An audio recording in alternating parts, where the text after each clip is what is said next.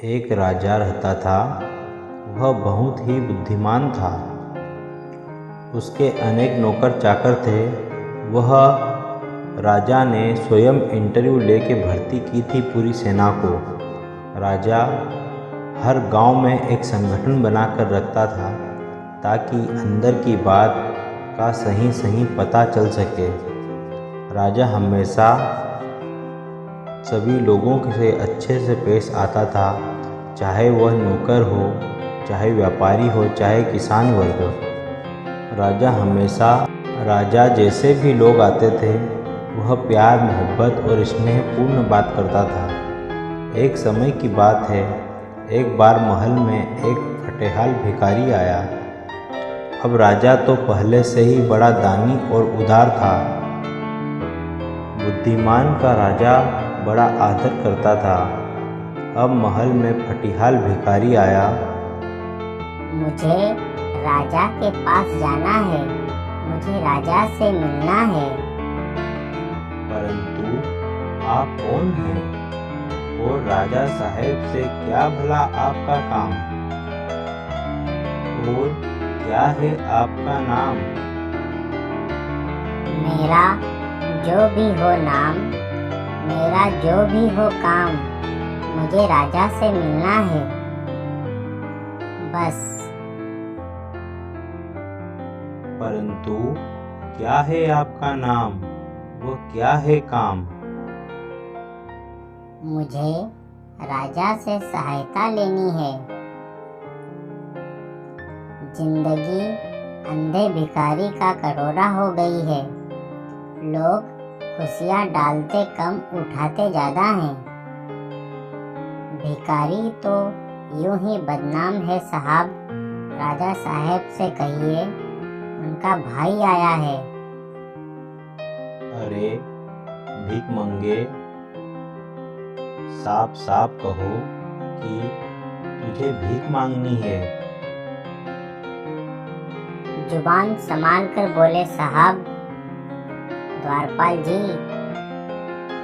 आप राजा जी से कहिए कि आपका भाई समस्या लेकर आया है। अरे भिखारी, राजा का कोई भाई भतीजा या परिवार का कोई नहीं है। राजा इकलौते हैं। मैं राजा साहब का पूरा इतिहास जानता हूँ, इसलिए तो मैं गेट पर नियुक्त किया गया हूँ। इंटरव्यू लेकर पता है 100 में से 95 अंक प्राप्त हुए हैं मेरे। कल जाकर राजा साहब को कहना मत। क्या नहीं कहना, क्या नहीं कहना? कल एक भिखारी राजमहल से भीख लेकर जाएगा, बदले में लाखों दुआएं देकर गया। गरीब वो था या मैं? गुलाब हमेशा राजाओं के आंगन में नहीं उगते, गरीब के घर भी उगते हैं। वह गरीब के घर भी गुलाब खिलता है। कुछ बातें अब सर से ऊपर से जा रही है। राज्यपाल ने सोचा, राजा को खबर पहुंचाता हूँ, क्योंकि भिखारी की बातें सर के ऊपर से जा रही है। अगर भिखारी को भीख नहीं दे सकते हो तो अब शब्द बोलकर उसका अपमान मत करो। शायद कोई दूर के रिश्ते का हो भाई राजा साहब का। राजा साहब, कोई भिखारी आया है, वह आपको भाई बता रहा है, वह दूर का रिश्तेदार बता रहा है। रुको, मैंने खबर पहुंचाई है। राजा बड़ा हैरान हुआ। राजा ने सोचा, वह सोच में पड़ गया, भला ऐसे कौन हो सकता है? आखिर राजा को बड़ी रहस्यमय बात लगी। उसे कुछ बात समझ में आ रही थी कि भिखारी को ही पहेली बुझा रहा। राजा ने बोला, भिखारी को अंदर आने दो, और राजा ने भिखारी को पास में बिठाया। कहिए भाई साहब, क्या हाल है, कैसे हो? बढ़िया हो और स्वस्थ हो कि? हाँ, ठीक ठाक है। तबीयत भी ठीक है, परंतु संकट में हूँ। विपत्ति है, कुछ विपत्ति आन पड़ी है। किस प्रकार की विपत्ति भाई साहब? आखिर में विस्तार पूर्वक बताएं। जिस महल में मेरा परिवार रहता है वह पुराना पड़ गया है, कभी भी टूट कर गिर सकता है। मेरे 32 नौकर थे, एक एक करके चले गए, मेरा साथ छोड़ दिया और साथ छोड़ चले गए। 5 रानियां हैं जो बूढ़ी हो चुकी हैं। अब मेरा ख्याल रखने वाला कोई नहीं है। अब वह मेरी सेवा नहीं कर पाती। मेरी सहायता कीजिए। 100 रुपये भाई साहब को दे दीजिए। 100 रुपये में क्या होगा भला?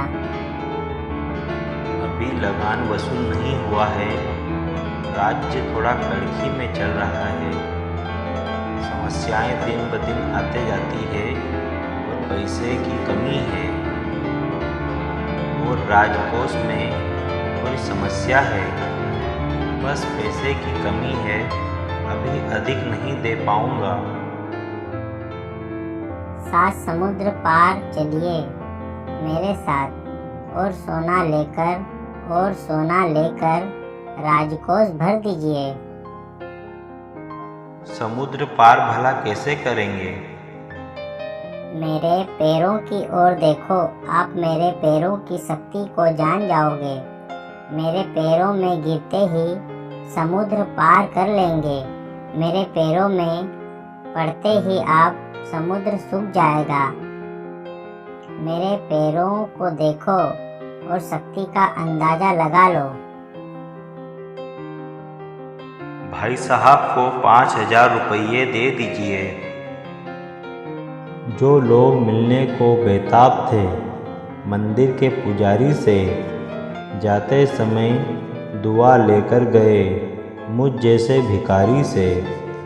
यूं ही बोलकर भिखारी चला गया। महाराज,